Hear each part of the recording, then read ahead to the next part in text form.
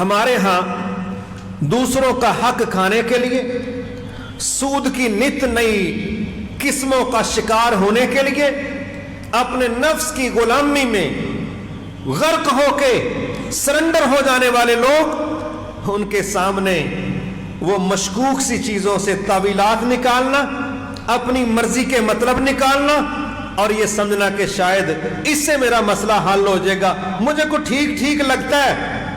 حالانکہ ضمیر اندر سے کہہ رہا ہوتا ہے یہ ٹھیک نہیں ہے، لیکن وہ اپنے آپ کو منوا رہا ہوتا ہے کہ مجھے ٹھیک ٹھیک لگتا ہے۔ سبحان اللہ، آپ نے فرمایا ان الحلال بین والحرام بین، لوگوں حلال بالکل واضح ہے، حرام بھی واضح ہے، وبینہما متشابہات لا یعلمہن کثیر من الناس، حلال اور حرام کے درمیان کچھ کام ہیں متشابہ، شک و شبہ والے، جن کی اکثریت لوگوں کی نہیں جانتی کہ یہ جائز ہے یا ناجائز۔ اس موڑ پر پہنچ کے تم نے کیا کرنا ہے؟ نبی صلی اللہ علیہ وسلم فرما رہے ہیں فَمَنِ اتَّقَى الشُّبُهَاتِ فَقَدِ اسْتَبْرَأَ لِدِينِهِ وَعِرْضِهِ وَمَنْ وَقَعَ فِي الشُّبُهَاتِ وَقَعَ فِي الْحَرَامِ۔ فرمایا جو بندہ شک و شبہ والے کاموں میں داخل ہو گیا اس کا نتیجہ کیا ہے، اور جو شک و شبہ سے بچ گیا اس کا نتیجہ کیا ہے؟ فرمایا جس بندے نے اپنے آپ کو شک و شبہ والے کاموں سے بچا لیا فَقَدْ اسْتَبْرَأَ لِدِينِهِ وَعِرْضِهِ، میں ضمانت دے رہا ہوں اس بندے نے اپنے دو فائدے کیے۔ پہلا فائدہ کیا کیا؟ اس نے اپنا دین بچا لیا، اس نے اپنا دین بچا لیا۔ دوسرا فائدہ کیا ہوا؟ اس نے اپنی عزت بھی بچا لی۔ حالانکہ اگر یہ جنرل بات ہوتی کہ بھئی اس بندے نے اپنا دین بچا لیا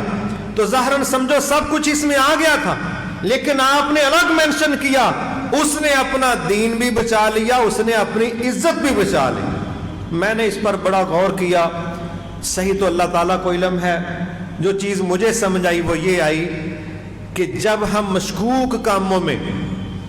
داخل ہو کے پنگا لیتے ہیں، میں یہاں لفظ پنگا ہی استعمال کروں گا، تو دین کا جو نقصان ہوتا ہے پلے ہماری عزت بھی نہیں رہتی، عزت بھی نہیں بچتی۔ میں اس کی ایک مثال دیتا ہوں، ہمارے ہاں سود کی آئے دن نئی ورائٹی آتی، اس کا میک اپ کر کے فشل فشل کر کے فاؤنڈیشن لگا کے لپسٹک لگا کے اس کا نیا اس کے اوپر کور چڑھا کے نئی پیکنگ کر کے نئے فارمولے کے ساتھ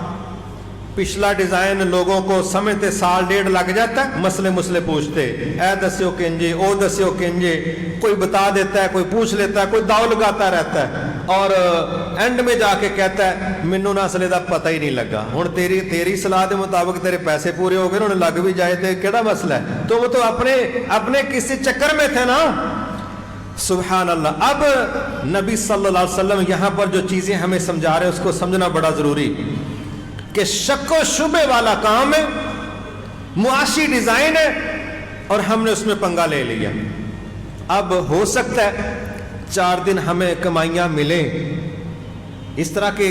اسکیمیں بڑی لانچ ہوئی، ہو سکتا ہے 4 دن کمائیاں ملیں،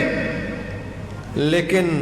چند دن گزرتے ہیں جب پھر ریورس گیئر لگتا ہے نا تو پھر سمجھ نہیں آتی کہ بندہ مڑ کے بھی نہیں دیکھ سکتا، اس کو یہ بھی نہیں سمجھ آتی کہ میری مشین میں قمیض پھنسی ہے، اور بعض لوگوں کو یہ بھی نہیں سمجھ آتی کہ ساڑی گوتی قابو آ گئی، سمجھ ہی نہیں آ رہی ہوتی کہ کدھر سے لپیٹا جا رہا ہوتا ہے، اور کہہ رہے ہوتے ہیں کہ ہون مینوں پتہ لگتا پیا، مینوں کسی نے ادوں دسیا سی کام ٹھیک نہیں سی لیکن میں بس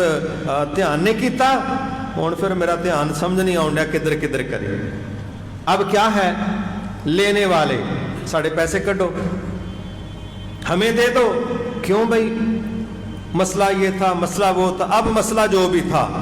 اب ہماری عزت خطرے میں پڑ گئی، لینے والے پیچھے چڑھے ہیں، دینے والا دے نہیں سکتا، ایمان کا کیا نقصان ہوا